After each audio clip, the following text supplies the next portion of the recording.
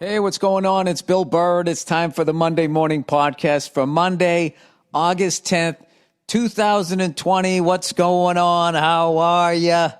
Oh, Jesus. Get in the pool, man. Jump in the water somewhere. The summer's almost gone. How the fuck is it already August 10th? So fucking crazy. We've all been on summer vacation other than stressing out since like March. I can't believe this fucking year is flying by. It is flying by. And ladies and gentlemen, professional sports are back with a vengeance. This is the first day that I can remember. It's Sunday, by the way, Sunday afternoon. My lovely daughter's taking a nap right now.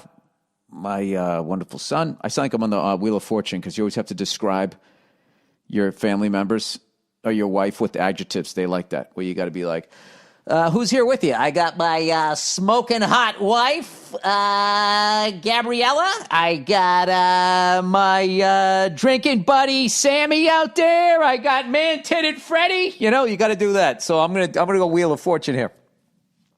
My beautiful daughter is sleeping, and my wonderful son is also sleeping. So I can sneak out here and knock out a podcast here for y'all. Anyway, Jesus Christ, we're only halfway through the day. It is 12:39 Pacific Coast time here on a Sunday, and there's all kinds of hockey left to be played. How about, I don't want to say it. I don't want to jinx them, but I got to say, how about those fucking Toronto Maple Leafs? They blow a 3-0 fucking lead. I watched that game. I watched them slowly just do what they do to their fucking fans all the time. What do you think? We're going to win this game? Now it's time to take out the fucking Iron Maiden, slowly close it on our goddamn fan base, whatever the hell it is they did. And I just sat there absolutely disgusted watching them blow that fucking lead. And then the very next game, right, I turned it on a little bit late. Old Tortorella's got the fucking Columbus Blue Jackets. He's doing a hell of a job over there. I'm loving the new, sometimes happy Tortorelli. Is that how you say his fucking name? I like that guy. He's an angry fucking lunatic. I relate, and he's trying not to be. It reminds me Dick Vermeil when he had the Eagles in 1980 against the Raiders. He over-prepared them. He burned them out before the Super Bowl, but the man learned. And he came back in 1999 after leaving NFL coaching for a while. The man came back. He cried after every game. He made it okay as a man to get a little choked up. And he didn't have the foot all the way down the whole year. And goddamn it, they won. They won on the last play against the Tennessee Titans. And the late, great Steve McNair. So I think that's, let me make sure I'm saying his name right here. Columbus. Tortorella. Sorry. My apologies. As a German Irishman, apology to all Italian Americans. Tortorella. I'm loving what he's doing out there. Okay? So, Tortorella's got his team, comes in. Then they go up. Columbus Blue Jackets go up 3-0 the very next game. And I was just like, it was 5 minutes left. And old Freckles stay there to the end. What does he do? He shuts off the fucking TV, disgusted, goes downstairs, happy for Columbus, but disgusted that, I like the Maple Leafs, right? So I go downstairs, I have dinner, okay? I eat fast. I come back 10, 15 fucking minutes later, whatever the hell it was, 20 minutes later, still have the NHL channel on, and I'm sitting there. I watched for 3 minutes before I realized this wasn't the wrap-up of the game and saying, what do they need to do? As my buddy says, Toronto's too top-heavy. They have all these goal scorers. They lose a lot of games 6-5. They don't have any money to get a fucking defenseman. He's also saying the Bruins aren't going to be able to afford Torrey Krug. And I said, is he going to end up in Toronto? And he said they can't afford him. I don't know. So anyway, I'm sitting there thinking that this is going to be the end, and there's going to be another fucking head coach in Toronto selling his fucking house or putting his condo up on the market, whatever the hell it is. And they're talking intermission. I was sitting there for 3-4 minutes, and then I finally looked down, and it was 3-3. And I was like, what the fuck just happened? What the fuck just happened? Well, evidently, they pulled the goalie and scored 3 goals. 3 unanswered goals they scored. And I got to think that the great Patrick Waugh was sitting somewhere going, did I fucking call it? Did I call it? You should have taken him out with 9 minutes left. You would have won fucking 6-3. Anyway, so my beloved Boston Bruins lost again today. We went 0-3. We lost to the number 1 seed. Look out there in Philly. We lost to the number 1 seeded Flyers. They weren't the number 1 seed when we lost to them. They were just the fucking Flyers. Now they're the number 1 seed in the East. We lost to them. Then we lost to Tampa. And now we lost to, who the fuck did we lose to? We lost to Washington, the Capitals, they just fucking own us. I can't remember the last time we beat that team. I love that dude fucking Wilson, by the way. A lot of people think he's dirty. I don't think he's dirty. I think he's a complete player. All right? I think he's a complete player, and the people that criticize him are a little too sensitive. All right? I love Milan Lucic. I loved him with the Bruins. But am I going to sit there and act like he didn't stab a few guys in the balls with his stick? The man did it. Okay? Was he a dirty player? No. Was he a clean player? He's well-rounded. This is what you have to understand. If you take your stick and you fucking stab somebody in the fucking taint with it, as much as people are going to say you shouldn't do that shit, people out there like, this motherfucker stabs people in the taint. That's going to give you some space on the ice. It's going to give you top players space on the ice, and this is what that man is supposed to be doing. I'm loving Lucic having a fun time. He looks like he's having the best time ever out there in Calgary. Calgary won. The hated Habs. The Blue Blanc douche. Canadians. Look out for them. A 12 seed. Fucking beat the Pittsburgh Penguins. The Dirty Birds out there in fucking Western Pennsylvania. Hey, we can cross-check you into the boards, but don't do it to us. But if you do it wearing our uniform, we'll put you in the Ring of Honor. Pittsburgh Penguins lose to the Montreal Canadiens. And speaking of Patrick Waugh, we have to talk about the curse of Lord Patrick. Okay? When those silly sock wearing, pocket square having, racist French fans fucking booed that guy out of the greatest goaltender since fucking Ken Dryden. They booed that guy out of the fucking city. He goes to Colorado. Colorado wasn't a fucking hockey city. Denver, Colorado. They like the Broncos, IPA, and growing weed. That's what they did out there. And listening to John Denver. Rocky Mountain, Colorado. Do you think, now, is John Denver, was he from Colorado? Or did he just write that last song because his stage name was Denver? Or was it his real name? We got to look up John Denver, okay? If I'm going to say Tortorella correctly. John Denver. All right. No, he was Henry John Duchendorf. Oh, yeah, he had to change that. Keep it going for Henry Duchendorf. Known professionally as John Denver, was an American singer, songwriter, record. Let's see, where did he fucking go? He was from Roswell, New Mexico. Well, being from the East Coast, that's close enough. Okay, he jumps on what is it? The 25? Is that what it is? Do you take it north? 35, I know, runs right through fucking Waco, Texas, all the way up to Minnesota, if I remember correctly, from my road dogging days. He was grew up in Roswell, New Mexico. All right. Okay.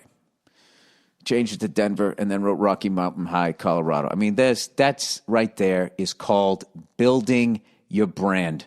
Rest in peace, John Denver. Way to go. All right. Now, what else? What other surprises were there in the NHL?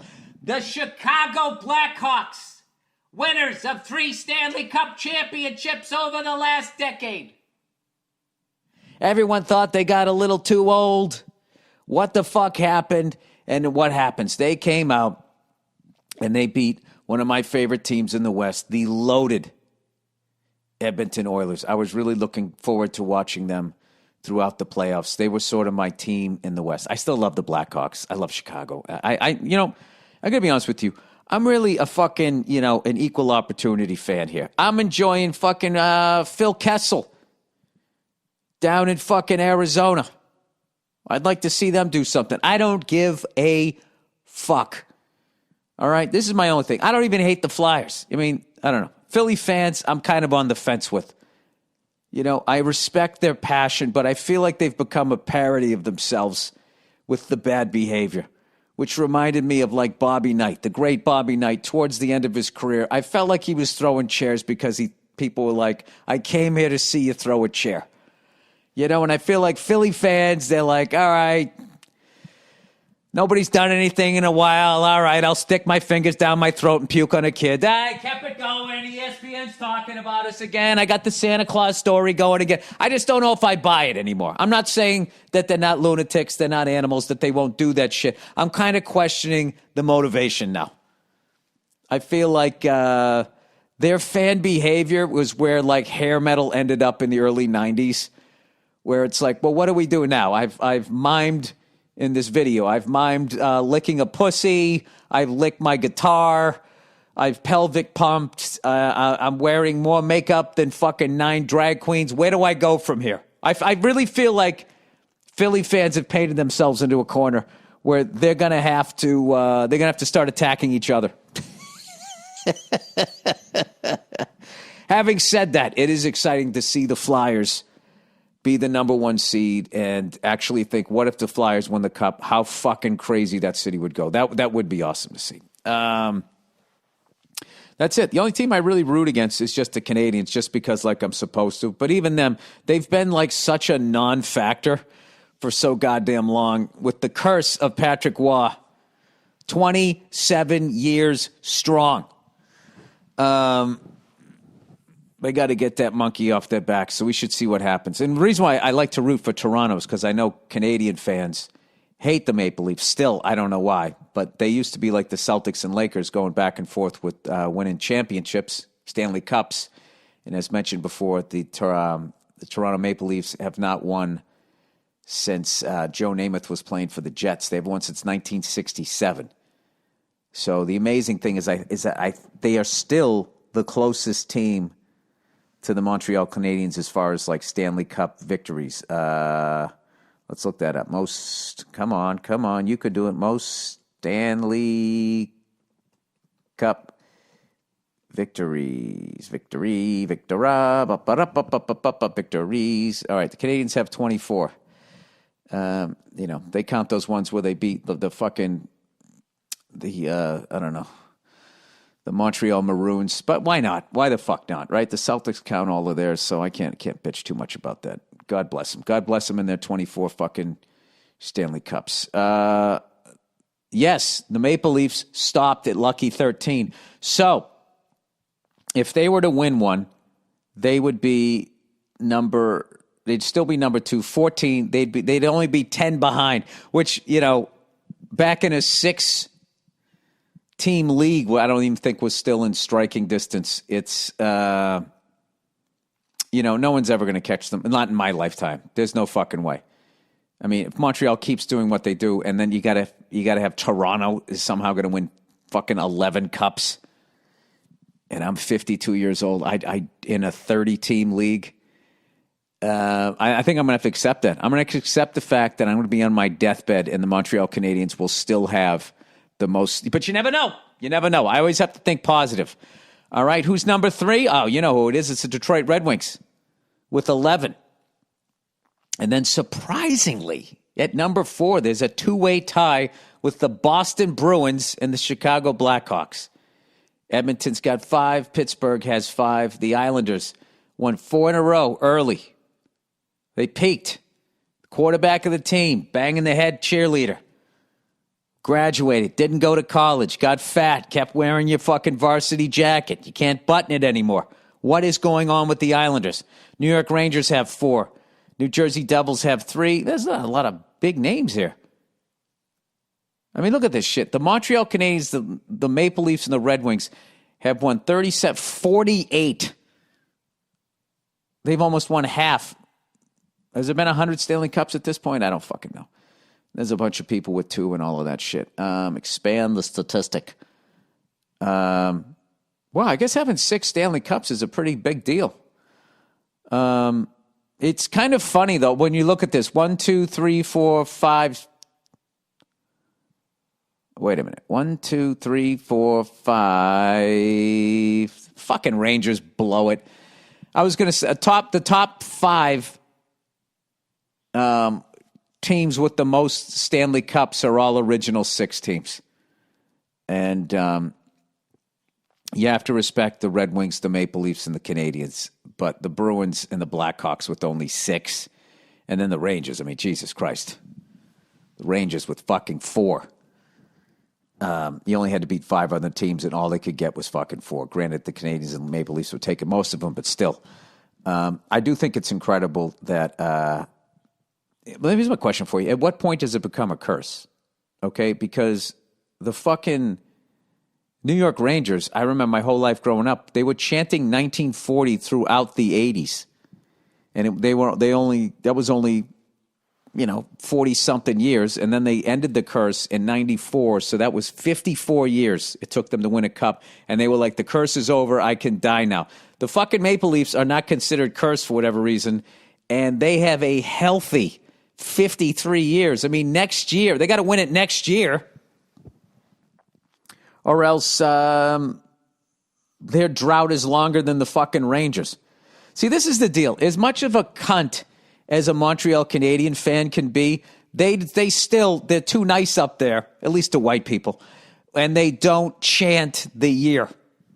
That's an East Coast thing. I think that started with Islander fans, probably because that they won 4 in a row, and I bet Ranger fans probably shit on them that New York Rangers were the only fucking game in town, and then all of a sudden they came out of nowhere and they won 4 fucking in a row, caught up to the fucking, and passed the Rangers. Isn't that something? The Rangers only won 3 when there was 6 teams. Fucking doormats. But they also had a problem, too, because no one respected the game here. I said here like I still live in New York. The game in New York, and I know that they had, or at least in the United States it wasn't respected, and that the Rangers had issues with the fucking circus would come to town. I remember reading this. It'd come to MSG during the fucking playoffs, so they would have to, a lot of times, go play in like Maple Leaf Gardens or something. They'd have to play a home game on the road. So, so I can't jump on them. Listen, I'm not here to shit on fucking people, all right? I'm here to be excited that there's playoff hockey coming, and I'm already used to not having crowds there, all right? I don't need people banging on the glass every time it goes into the fucking corner. I've never understood people doing that shit. When you go to the zoo, is that what you do? You fucking bang on the thing to get the lion going? I mean, you know the thing could fucking kill you. Have a little respect for the people playing on the ice, right? I'll tell you, in a perfect world, that would just be a fucking screen, like on somebody's back door. And when you did it, Lucic would go in there and he'd fucking give you a little fucking wake-up call. By the way, Lucic had a fight the other night. I'm still always going to love that guy. He was fighting some guy in Winnipeg. That's who Calgary beat. And another one of my favorite teams. I love Winnipeg. And, the other guy was giving away like 20, 25 pounds to Lucic, and he was beyond a gentleman. He ragdolled him a little bit, gave him a couple of fucking hits, and when the guy went down to the ice, he didn't do anything. And I believe, from what I heard, when the guy got up, he said thank you to him. It's a class act. It's a classy fucking move. It's the kind of thing that gets kicked out of the Ring of Honor in the Pittsburgh Penguins franchise. Sorry. Whatever. I'm just trying to stir it up here. I'm trying to get excited about quarantine Stanley Cup playoffs in fucking August. We got a round robin. All right. Did anybody watch the MotoGP? Have I converted you to motorcycle racing? Congratulations to Brad Binder. I hope I said his name. It's not Binder, is it? Brad Binder, Brad Binder, I don't know. And KTM getting the big win in the Czech Republic. Franco Morbidelli came in second. Johan Zarco, however the fuck you say it, came in third. Was a great race. I did think it was funny. It was just like, a new star is born with Brad Binder. It's like, easy. Mark Marquez isn't out there. All right? Mark Marquez isn't out. This is like when Jordan was playing baseball. Let's fucking relax here. Fabio Quartararo, unfortunately, his Yamaha had grip problems all weekend on the with the rear wheel. So that just sucked. You know what I mean? You didn't get to see the guy riding at his top fucking level. So, but it was a great race nonetheless. Definitely missing Mark Marquez coming out, being out there on the track. I mean, let me see here. When's he going to be? Mark Marquez scheduled return. What do we got here? When's he coming back? Mark is recovering from successful surgery and will remain in the hospital for up to 48 hours. I already saw that. Mark is cleared to return from the fracture July 23rd. We already know what happened there. Despite his injury clearance, Mark won't race. Injured Mark evaluating. 5 days ago, Mark Marquez out of Czech Republic. So he's sort of race to race. After a heroic return just 4 days after surgery, Mark Marquez will miss the, how do you, BRNO? I mean, that's some East European thing. No vowel. Brno race with Stefan Brattle joining the team. I'm going to stop butchering people's names. All right, so I guess he's race to race here. So that's a big deal. Fabio Quartararo and that rear tire fucking him over on this race could come back, that's how good Mark Marquez is. He could actually come back and at least make it exciting towards the end. And I'm betting, provided the Yamaha team figures out what the fuck was wrong with his bike and he continues to be able to ride something that's up to his level of talent. All right. And with that, I got to tell you, man, I've been playing fucking drums and shit. And this new thing where I fucking stretch for like 15, 20 minutes before I play. I totally fucking relax. I have my little warm-ups that I do. I sit down, I have fun, and then I try to do that 16th note triplet thing that I've been trying to figure out. Has changed my fucking life as far as my practice, I should say. And just knowing, just going in and just not having like, yesterday I played it at this, now I need to play it at least at that, if not faster. Just letting go of all of that and just being like, yeah, how do I feel today? Yeah, it's not really feeling it right now. I just play a couple of songs and I come back to it and really just starting slow and working my way up. Something I have heard for fucking 20 goddamn years. Something Dave Elitch has been telling me forever. I'm finally applying it.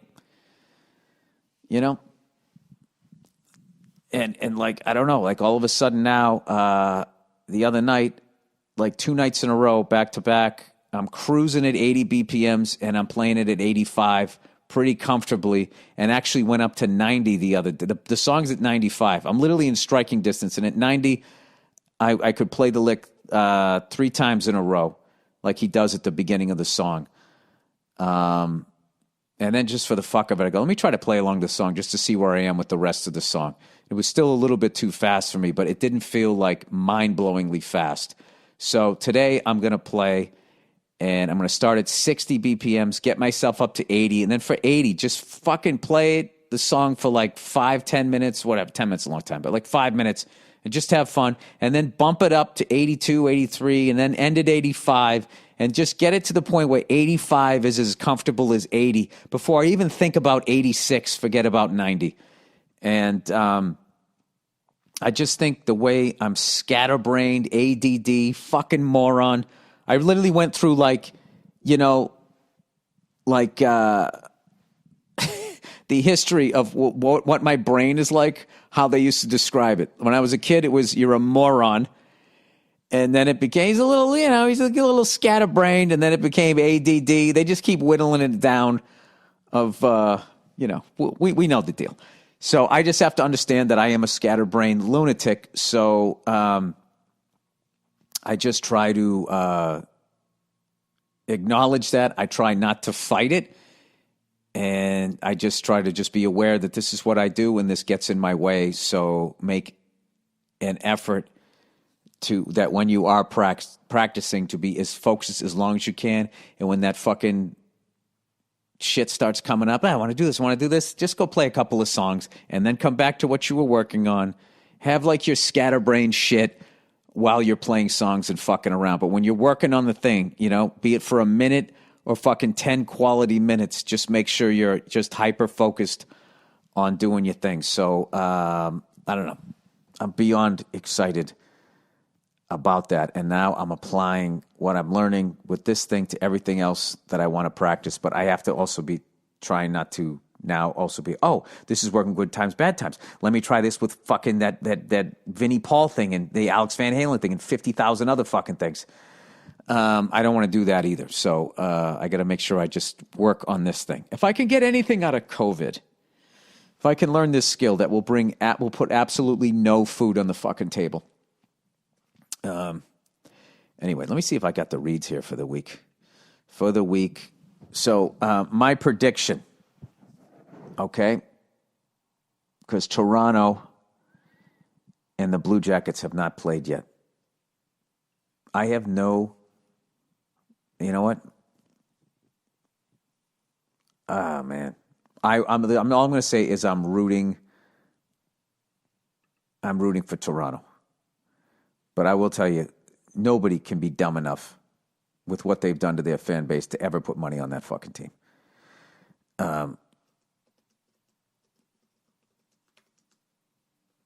It's almost like nobody wants to win that fucking series. Sorry, I'm typing in my fucking password. I'm trying to look at my goddamn email here. And what do they do? I'm just verifying that it's you. Oh, yeah? Somebody trying to break into my account to steal my junk mail? Okay. I don't want... Okay, protect your account. Confirm. All right, beautiful. I don't want to give you my phone number. I love their idea that I should give you my phone number like this is some sort of safe fucking thing to do. Where you're obviously concerned that somebody's breaking into my fucking account. If I give you my phone number, then, you know, then what the fuck am I supposed to do? All right, here we go. I got some reads here. Well, here are the reads. Do I have any advertising? Oh, Jesus Christ. I swear to God, I'm going to have to start walking the block. I got no stand-up gigs. The goddamn, I don't have any fucking advertising. It was just, well, what? Nobody's making any money and nobody can buy anything. Oh, there they go. There they are. I got some reads. They just came in. Hot off the press. Smell the ink. I got one read. One read or another. I'm going to read it. And buy some government cheese. Policy Genius, everybody. Policy Genius saves their home and auto customers an average of $1,127 a year. Now, that sounds like an honest number, right? If they said $1,100, you could be like, all right, they might be fudging it. But no, this is how accurate they are at Policy Genius. $1,127 a year by shopping top-rated insurers in one place. Do you realize if you lived to be 1,127 years old, you would have outlived Jim Morrison by 1,100 years? If you think that's fascinating, listen to the rest of this. If you're thinking $1,127 is a weirdly specific amount, you're right. But they crunched the numbers, and that's just what it is. In fact, crunching numbers is one of the things Policy Genius does best. Look at that. They were addressing how accurate that number was. And I fucking, like a comedian, I tried to top their story before they could even tell it. My apologies to everybody at Policy Genius. It's a bit of an arrogant name, okay? I can't tell you that, all right? I don't call myself Billy Know-It-All Burr. I mean, I think things like that. I would never say it because I have a need to be liked. All right. Their insurance marketplace makes it easy to compare rates from the top home and auto insurance companies to find you the best price. Here's how it works. All you got to do is head to policygenius.com and answer a few quick questions about yourself and your property. After that, Policy Genius does all the work. Put your feet up. Enjoy a cigar. They'll compare your existing policy against the others in the market to make sure you're getting the right coverage at the best possible price. If Policy Genius finds a better rate than what you're currently paying, they'll get you switched for free. That kind of service has earned Policy Genius a 5-star rating across Over 1,600 reviews on Trustpilot and Google. I mean, I don't know why you wouldn't do this, especially now. So if you're a homeowner, head to policygenius.com right now to get started. They saved their home and auto insurance customers an average of what? $1,127 a year. All right? Who knows what weirdly specific amount they could save you? And you'll never know unless you go to policygenius.com. All right? Is there a way for them to fucking understand that I sent them there? Okay, I don't want to get all David Foster here, but I thought my name was supposed to be in the copy. I had a bad run-in with wildlife I got to talk to you about. I came out to my garage, and I opened the door, and there was a little gecko sitting in there, right? Speaking of insurance, right? Little fucking lizard, whatever you call these things. And I'm looking at this thing, and it's just fucking laying there. I'm like, all right, I know the deal. It's sitting there right now going, all right, if I stay totally still, maybe this giant thing won't eat me. So I nonchalantly lay down a bunch of things so this thing can't scurry further into my garage. And I made a lot of dumb moves in my life, but like underestimating the scurrying ability of a little lizard is right at the top of the list because I thought I had this fucker boxed in. The second I reached down to grab it by its tail and just sort of take it outside, this motherfucker just like started scurrying, right? And I was going, you motherfucker. I was trying to catch it. And then I finally cornered the thing and I was trying to be fucking nice. But it wouldn't let me, you know? I was trying to ease it out the door. So I finally had to take off my rubber flip-flop and I flipped him out the door pretty fast. And then he just fucking laid there. And I was like, oh shit, did I hurt him? And one of his arms was kind of like underneath his body. And so I went up and I touched him and he barely moved. And then I was just like, oh, this thing's dying. That's why it came in to my garage, I think, because it just wanted to die. Because it wasn't from the flip. Because I flipped him out before with my fucking flip-flop. And at least I hope it wasn't that. But he already wasn't moving. Because I thought he was like asleep. Because I touched him and he didn't fucking move. I think he's like trying to die with dignity and I fucked it up. So anyway, I did what I did in here. I came out and he was still lying there. I'm like, fuck. Now he's going to lay here and get eaten by a fucking snake. You know, I'm not supposed to interfere with nature. I kind of just did or whatever. So anyway, so I went into the house and I came back and the motherfucker was back inside my garage again. And you know what? I just said, all right, dude, you can die in here. I get it. All right. He's just looking at me and I'm looking at him and I'm like, okay, you win. I don't want, who wants to get fucking eaten alive? You know? So there you go. I'm sure I'll get some shit from the lizard left.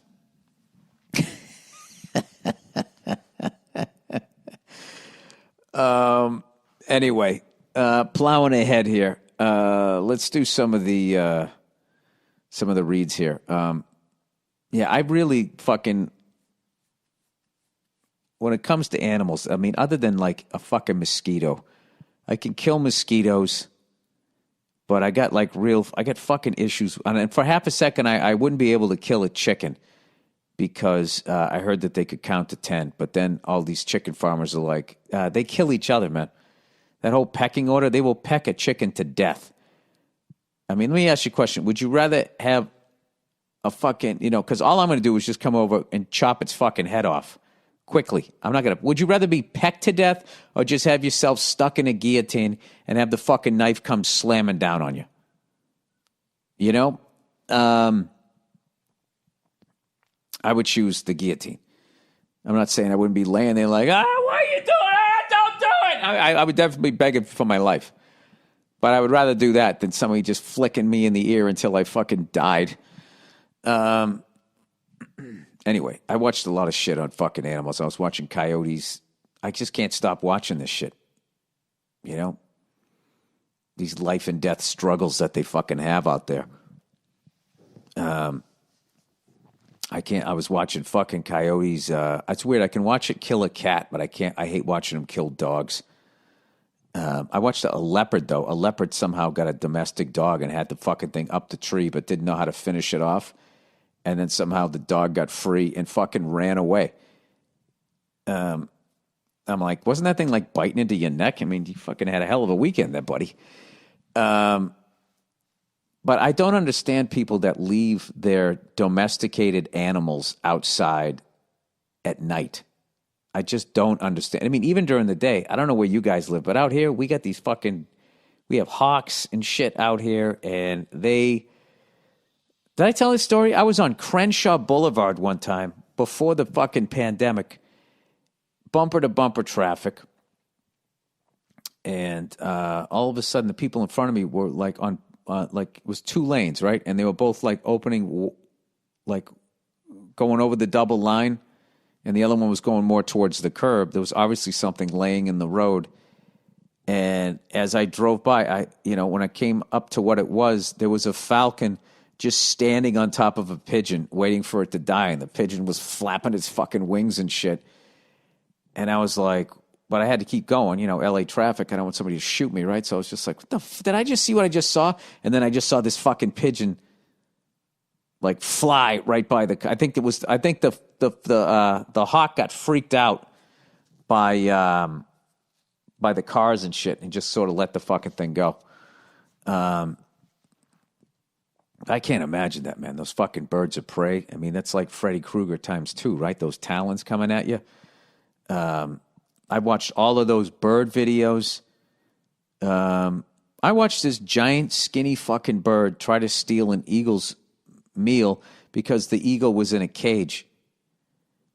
And he stuck his fucking long skinny head in through the bars and stole some of his fucking food. And the look on the the eagles always have the same look on their face. They never look happy, right? So it finishes. By the way, why do birds of prey have those angry eyes? And why do fucking the meaner the snake is, the more it has those mean eyes. And they've really used that in a lot of automotive design, like with fast cars and shit. They try to have like those fucking venomous snake or bird of prey eyes. It's really weird, And then you look at shit that gets eaten, right? Look at deers with their big brown eyes. Like, hey, man, I'm just trying to chill over here, man. But anyway, so this fucking bird sticks its skinny goddamn head through the bars, takes some of the fucking eagle's food. The eagle's looking at the thing like, I'd like to see you try that again. And the big fucking dope does it again, and the fucking eagle just grabs him by his face, just grabbed him by his beak and held on to it. And the fucking, the skinny bird's like, all right. And he fucking let him go. And that was the end of that. But it just struck me as funny where that fucking skinny-ass bird is like, you would never fuck with an eagle. And now it's behind bars. And I was trying to think, if I went to jail and there was some guy in there that could beat the fuck out of me, I wouldn't try to steal his shit from the fucking cafeteria, commissary, whatever the fuck they say. I wanted him to kill him. I wanted him to pull him in by his beak and then grab him by his fucking throat. I don't know. I got to get back on the road, dude. I'm literally, it's so fucking funny because I quit porn. I don't watch porn anymore. I haven't watched it in like fucking 3 months, and then something has to fill the void. So now I'm just watching animals kill each other. I mean, I don't know. Good thing I quit watching porn. I think I was on my way to snuff films. Oh, Jesus, Bill. All right, let's do some reads here for the week. What do we got here? Dude? I don't even know how to say this. Napoleon? Not Napoleon. Napoleon. Napoeon.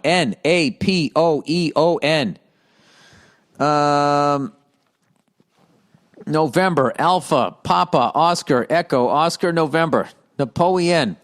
Hey, Billy Big Bullocks. Thought I'd share a couple of Napoleon facts. Oh, this is a I thought this was an advertising read. So it's supposed to say Napoleon. It just says Napoeon. All right. That isn't on him. I think I rushed the great Andrew Themelis this week because I was recording so early. I caught him off guard, so he sent me these things over. Okay, Napoleon. Hey, Billy Big Bullocks. Billy Freckled Bullocks, correction.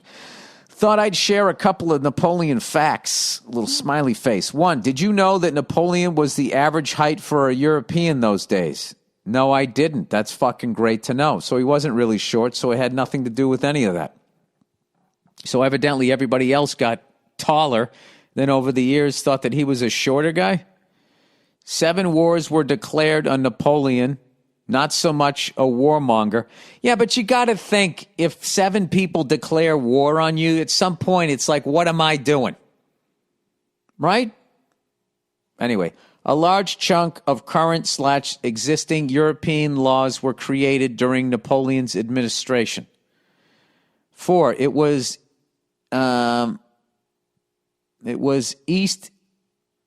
really was East India Company versus Napoleon. The company had a standing army of 200,000, twice of the British Army. This is all vague shit, dude. I don't know what any of this is. Also, it was in Boston that East India Company tea was dumped into the sea that sparked another conflict. Well, it seems to me that you're French on some level, or you like Napoleon, or you're a contrarian, because everybody said this little shit started a lot of stuff. Let me see. Napoleon was average height. He was 5'6". Yeah, but George Washington was 6'2". Louis the 16th was 6'4", and Adolf Hitler was 5'9". George Washington was 6'2"? Get the fuck out of here. He was like a power forward back then. 6'2", 6'3" with the powdered wig. Huh? Any Fletch fans out there? People who ask, all right, was Napoleon actually short? In fact, he was probably of average height. According to pre-metric system French measures, he was a diminutive 5'2", but the French inch pounce of the time was 2.7 centimeters, while the imperial inch was 2.54. Oh, so he was actually taller. Napoleon's height revealed. But if Napoleon was of average height, the easy psychology doesn't work for him. Yeah, exactly. They made it nice and simple. He was this short fucker, right? Who came up with that, man? That's like some ex-girlfriend shit. You know, he's short, he's got a little dick, that's why he's a fucking cunt, you know, those basic, you know, here to here to here, you know. This, then this equals that. That's actually very interesting. I don't know anything about the East India Company. What is the East India Company? Let's look that up. East India Company. East India Company, also known as the Honorable the HEIC. What did they do? It was formed. Does it still exist? Yes, it does. Founded in 1600. Oh, defunct 1874. My fault. I read that wrong. Wow, what a run, huh? 274 years. Crushing it. What ended it? Is that when the British took over their fucking country? Is that what happened? English Education Act. Oh, Jesus. I don't know. England's like the original Andy Cohens of the world. You know that guy gets all those Real Housewives all stirred up. It's like England did that before Andy Cohen, except they did it with countries and races of people.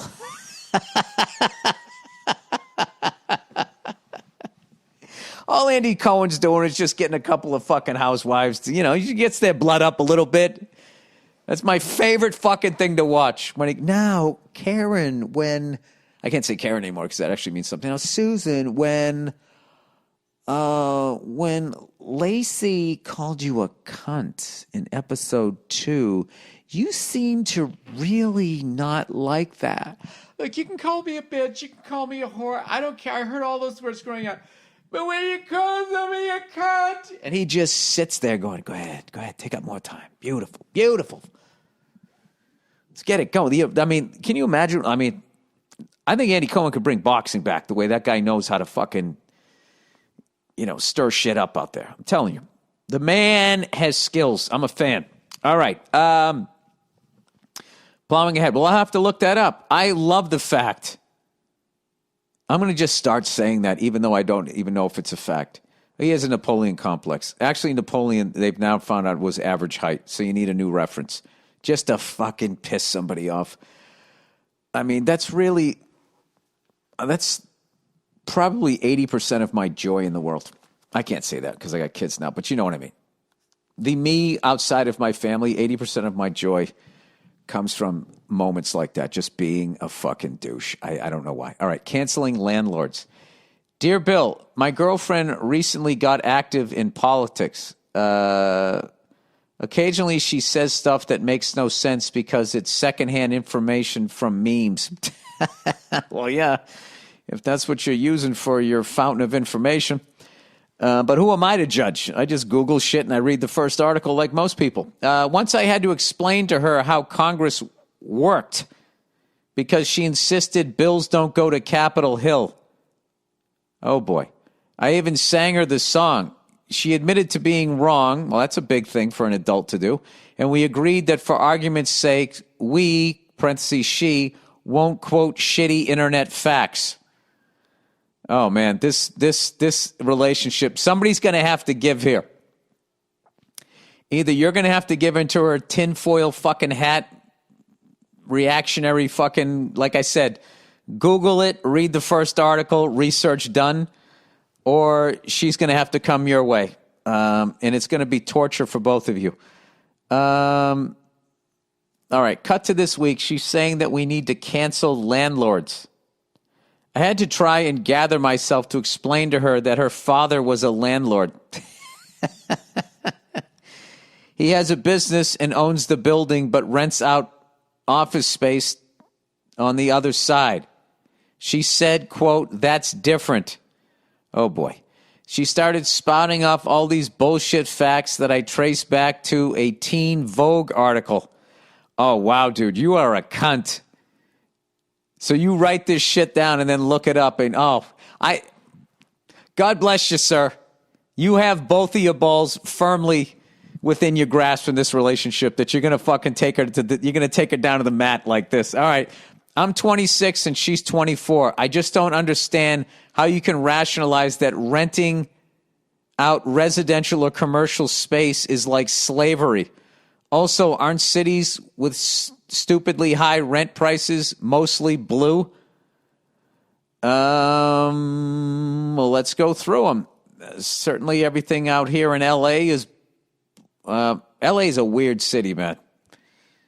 It's red and blue. People don't realize that because all they do is pay attention to Hollywood, but it gets deep red pretty fucking quick, and it gets deep blue pretty fucking quick. And obviously, if you're near the Hollywood sign, and I don't even know about that. It's just that anybody who is red in Hollywood knows enough to keep their fucking mouth shut. Anyways, we don't live together, so I'm probably going to break up with her in a few weeks. Yeah, you're definitely going to. I'm going to send her a meme about canceling girlfriends. Because for me, that's an important cause. Go fuck yourself. Love you, Bill. You know what I loved about this guy is he had a problem. He faced it. He realized there was no solution, and now he's going to address it. This man is going to be successful in life. This is what it is. He saw a problem. He tried to bring the horse to water. The horse would not drink. He sent it to the glue factory, and he's moving on. That's how you do it. He didn't adopt it. He fucking put it down. I love it. I love that whole story. Provided, that was just your side of the story. Why would you cancel landlords? You know what I mean?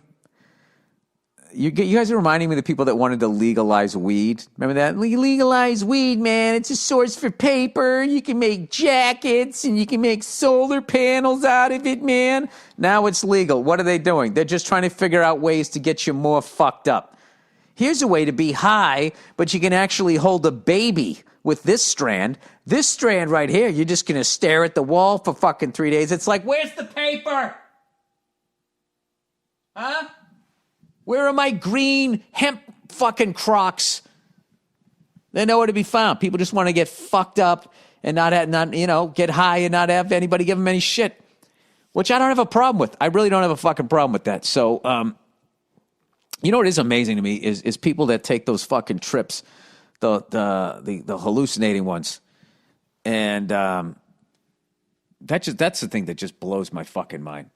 People take that, and it's just like, and when you come back, it's just like you're gonna realize that this reality is just this reality that you fucking, you know, it's that we've just agreed upon, but you're going to be looking at the world in a whole new fucking way. It's like, dude, I can't even handle reality. Like, I've always been like fascinated with psychedelics, but also fucking terrified. Just the whole thing, like, you need to take this, but you got to make sure you're in a safe place. I recently had a buddy of mine. This is his story, and he's a comedian, so I can't tell it. But he had such a fucking hilarious reaction to this thing that was speaking to him while he was high or tripping. And it tried to criticize him, and his reaction was like, well, who the fuck are you? You know? Which is just such the classic stand-up comedian like mindset. Like, what? This guy's great. Why? Not saying we're right, but that's just why the fuck am I listening to this guy? All right. A woman, my height. All right. Is this a woman, my height, or a woman, my height? All right. Dear Mr. Burr, saw you at the Bon Scott gig at the start of the pandemic. That's the last gig I did. That's the last time I did stand-up. And really understood how a world-class comic does it. Thanks for the laughs. Yeah, I had fun. Thank God I had a good set. Anyway, he goes, I'm a 6'3", 235-pound man. Oh, there you go. Playoffs, Stanley Cup size right there. That man will keep things settled down on the ice there. And have dated or hooked up with women with heights ranging from 5'3" to 5'9". I've also hooked up with one or two women who were 5'11". I've recently met an incredible seeming woman on a dating app. We've spoken over the phone, message a lot, and are getting along wonderfully. Okay, where could this go wrong? We're being hesitant on hanging out because of the pandemic, but might do a sort of social distance date if we both test negative. You know, my wife, my smoking hot wife, was actually saying the other day, she said, is the COVID test the new AIDS test? Because back in the day when we were coming out, that was a big thing. Have you been tested? All right, judging by her photos and her social media accounts, she's plenty beautiful. The only thing is she's 6'2". I'm open to trying something different and even excited by the idea. Yeah, who the fuck would want a giant woman? That'd be fucking great. I wouldn't have a problem with that. But I'm worried that I might do or say something that is rude to her unique life experience. I'm also a bit nervous because all of my cool guy moves and swagger have been in some way shaped by the fact that I typically tower over girls. Sir, this is great. This is a great thing. She's going to get you outside your comfort zone before all you women start fucking chirping. Like you don't have a type either, okay? Like you don't have your little safety fucking zone. I think it'd be funny. If she's not wearing heels, you could call her shorty, but just something she probably never had. She's going to be so psyched that you're 6'3".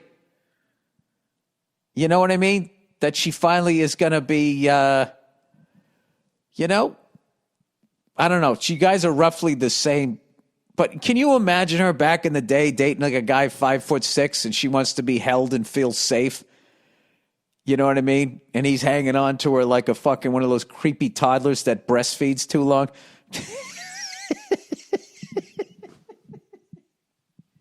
By the way, I got to look that up. I don't give a fuck at this point.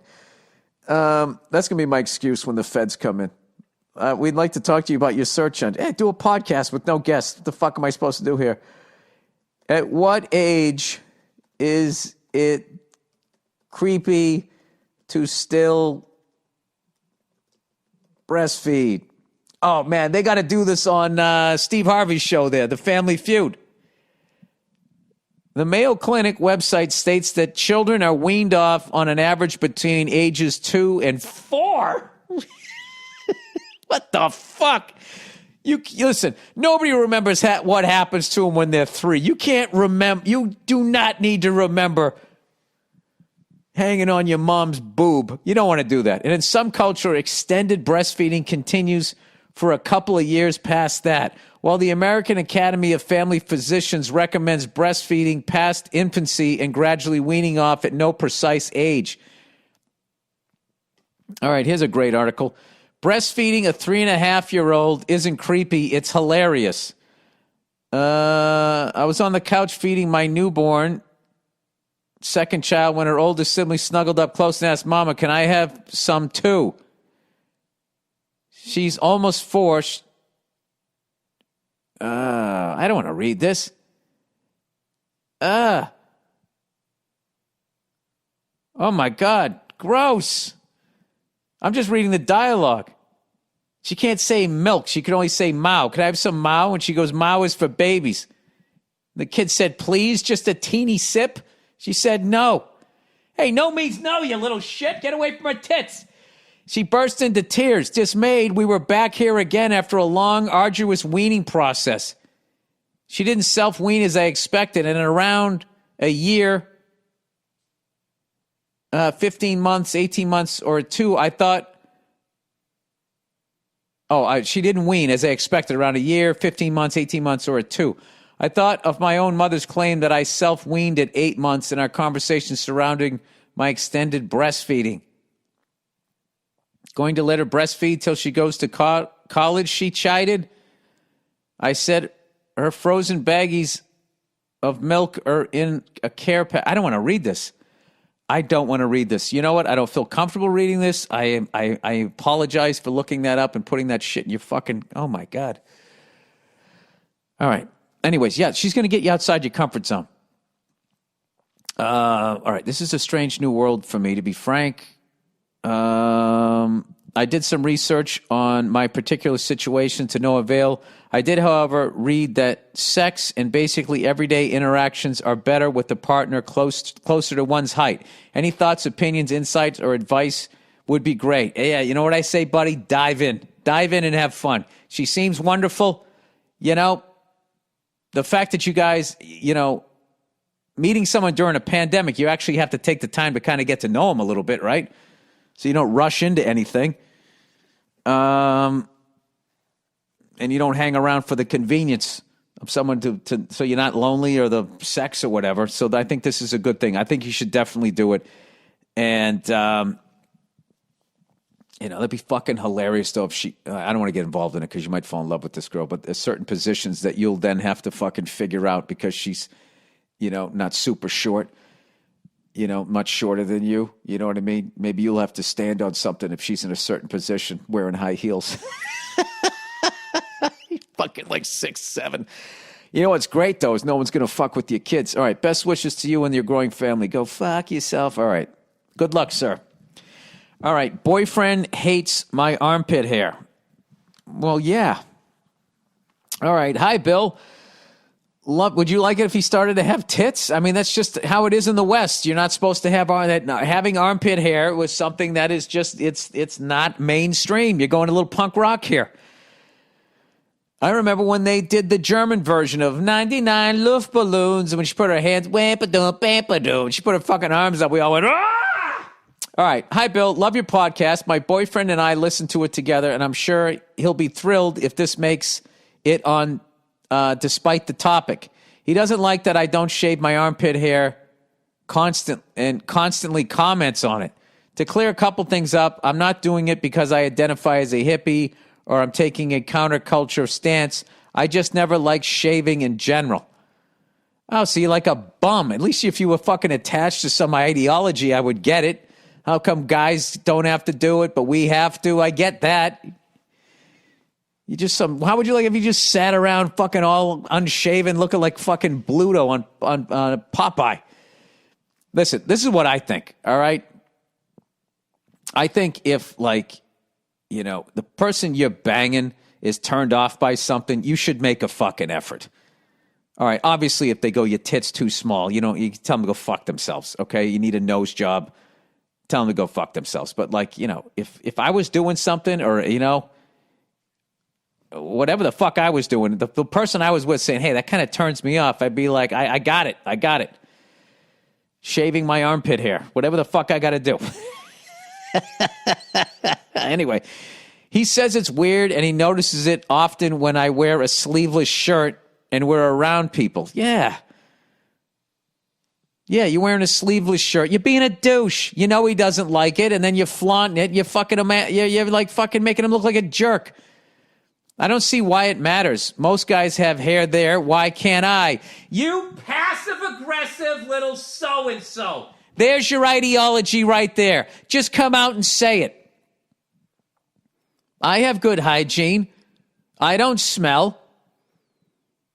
Well, listen, first of all, you're saying all of this.